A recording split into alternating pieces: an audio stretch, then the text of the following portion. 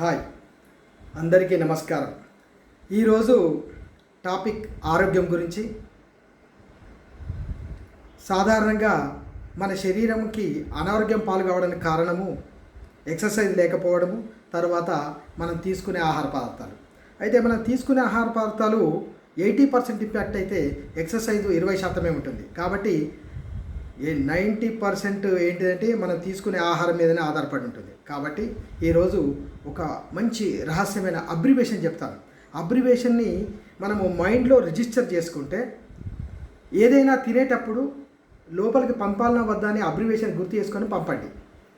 ఆ అబ్రివేషన్ ఏంటంటే BDSPGM. BDSPGM ఈ abbreviation. B for bakery foods.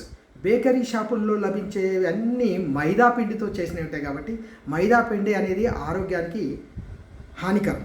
కాబట్టి ఎట్టి పరిస్థితుల్లో బేకరీ షాపులో ఉండే పదార్థాలు తినవద్దు, అనారోగ్యం పాలు కావద్దు. డి అంటే డిప్ ఆయిల్. నూనెలో దేవిన పదార్థాలు ఏవి కూడా ముట్టకండి. ఆ నూనెలో దేవిన పదార్థాలన్నీ కూడా ఆరోగ్యానికి హానికరాలే.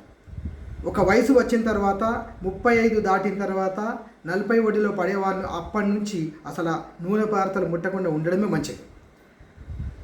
తర్వాత BDSలో ఎస్ స్టాండ్స్ ఫర్ షుగర్.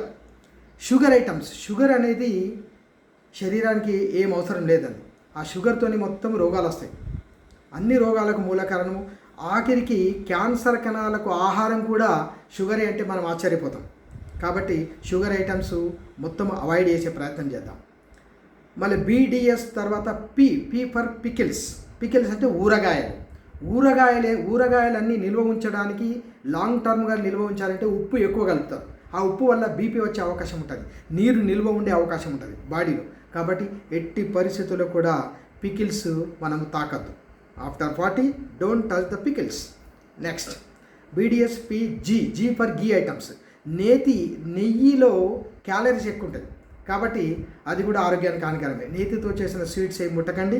ఏవి కూడా నెయ్యి సంబంధించిన ముట్టకండి. అది అవాయిడ్ చేస్తే ఆరోగ్యం బాగుంటుంది.